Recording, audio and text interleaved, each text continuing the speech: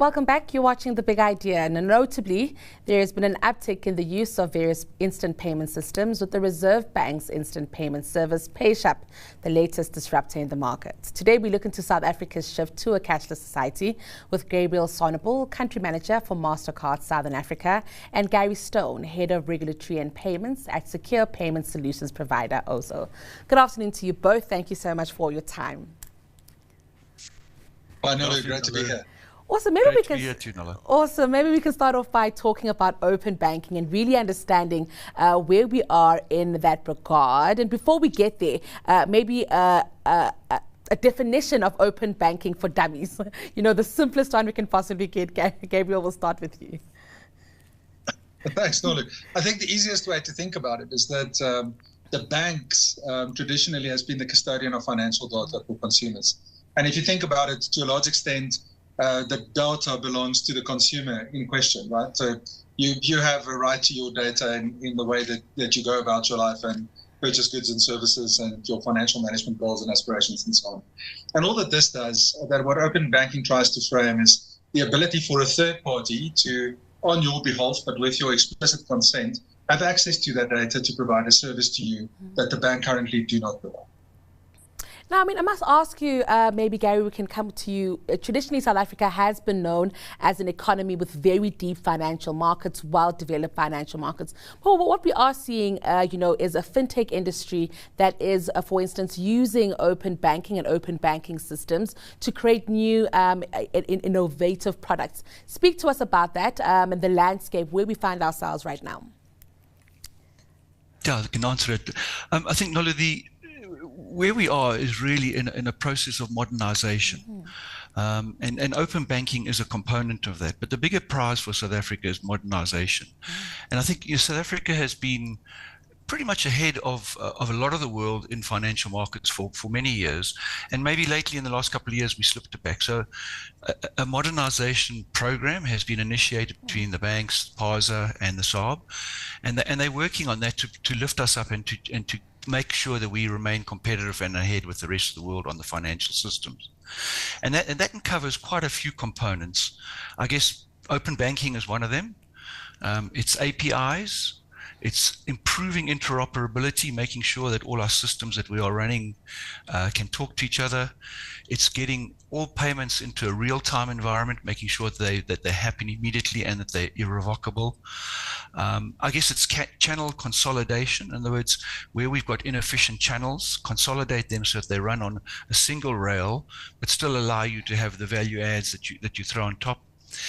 It certainly was implementing a new message standard, which is your ISO 20022, which is very much a data-rich environment and will replace the older message environments that we're running on at the moment. It includes cloud, and all this has got to go along with regulatory changes as well. So the SARB, the governing bank, is certainly making some regulatory changes so that the changes that are implemented are useful and can be used for the good of South Africa. Thank you for that, Gary. Gabriel, I'm keen to find out from you. Mastercard has been around for a very long time. And as Gary makes reference to modernization, I'm very keen to find out how Mastercard, envisions playing a role in that, or is playing a role in that. I assume there's definitely things in motion at this point already. Yeah, Nolo, and we have been. For Mastercard issued its first card in South Africa back in 1974, believe it or not. Sure. And since then, the market has evolved quite significantly. And so today, when we think about the modernization journey, it's always one where we try and be mindful of what the country needs and what the country's requirements are. And in this particular case, South Africa published a paper that the South African Reserve Bank termed Vision 2025. And that paper calls for the broader democratization of payments and broader financial inclusion goals. And some of those include, for example, at a global level for MasterCard, including 50 million enterprises within the formal economy by 2025, of which 25 million would have to be owned by women entrepreneurs. And we think that the role in South Africa that locally from a Mastercard perspective we can play is to enable some of that, which we absolutely see coming through. And then the cool stuff on the technical side of things are the smartphones that people that people have adopted so rigorously, and devices and smartwatches and things like that. And for us, it's the ability to give consumer choice. That if you wanted to tap your phone on the point of sale after a jog on a Saturday morning, that you can do so. And if you have your the latest Apple iPhone or Samsung device, that you have the ability to pay directly from your phone. And the consumer experience obviously make things a little bit easier. And as we see the e-commerce market grow, it's also giving that choice to customers on whether they want to purchase a good or a service, at the actual point of sale or at ShopRite, wherever you shop, or whether you want to transact online or through mobile. And that is an evolution journey that we're all on, and we do so through partnerships and through the relationships with our banks in the country. I must ask you both about, financial inclusion, where we find ourselves as South Africa. Like I mentioned earlier, we actually do have a very sophisticated banking and financial system here, but we still have left a lot of people out. So maybe, Gary, you can start by talking to us about, even the work done at Ozow to ensure that, we are letting people become more included in the mainstream economy, but also, not only seeing financial inclusion as an altruistic venture, but also as innovation happening in South Africa, which is always exciting. Yeah, thanks, Nala. Look, inclusions, I think that we use the word very nonchalantly. Yes, there's a lot of people that are banked, but there are a lot of people out there who don't have access to, for instance, a network or maybe a smartphone. So, yeah, if they get into town, they can go and do a banking transaction. What the inclusion seeks to do is to try and improve the reach of financial systems to a wider audience on a permanent basis. In other words, digitize them. So the program that we're looking at now with the PayShap environment is moving it onto cell phones. Hopefully everybody has a cell phone, and with a simple registration, you will start being included and given the ability to move funds, hopefully cheaply, and between people that which could be wider than just your own little village. It could be between cities. It can be to students, your child who's in university, that kind of thing. So that's where they want to take inclusion, and in that process, what you've got to be careful of is making sure that your costs of transaction are low to those people, because it's no use providing them with an ability that costs 10 Rand and is already eating away at the I guess the low grant payments that you get. So it needs to be delivered widely and cheaply at the same time. Gabriel, I'm keen to find out from you, as well, from a financial inclusion perspective, with Mastercard already being so well embedded in the mainstream economy, is this something that you constantly scan the environment for and are also trying to address within South Africa's economy? Absolutely.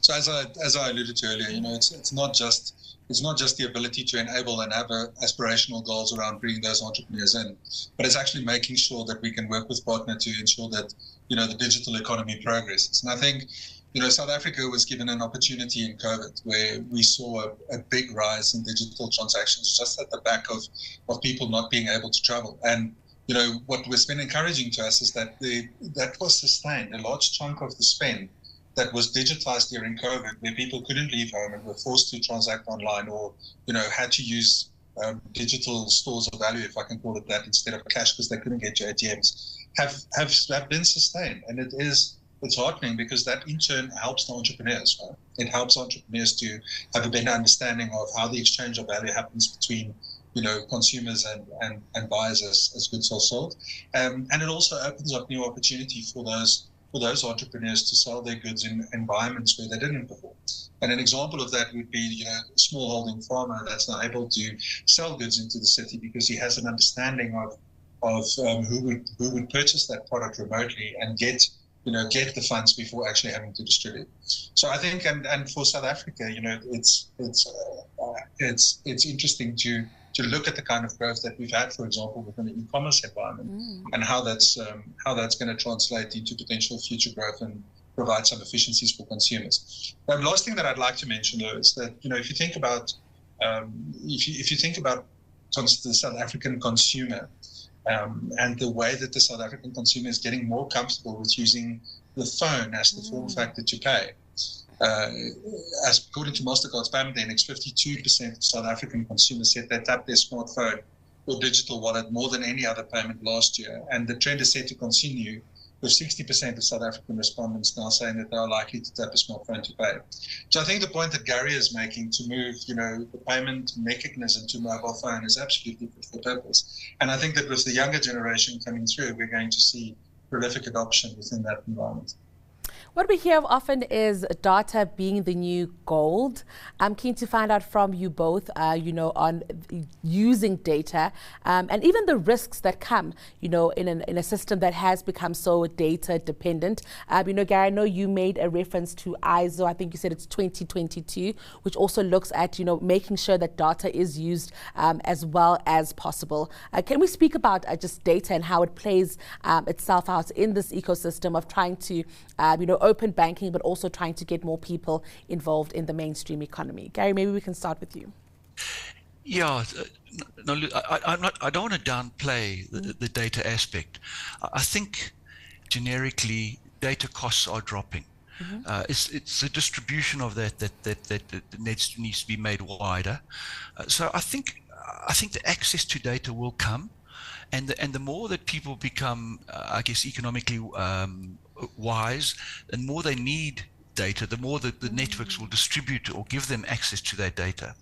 I think the bigger thing here is that in order to get this inclusion up, there are a lot of different components that have to work together. It's not just a pure banking effort. In other words, bank giving me account. You need to get the distribution of data completed. You need to deliver a front-end app that is consistent and has got a good and easy look and feel. You need to get a lot of different people working together, and no one organization can own that skill, and that therefore requires collaboration between banks, between fintechs, between the networks, MNOs, a lot of different people. And that's why I think it's a problem. It's an issue that will be solved through collaboration and not by trying to dominate any one area. Got you. Gabriel, would you like to weigh in on that matter of data?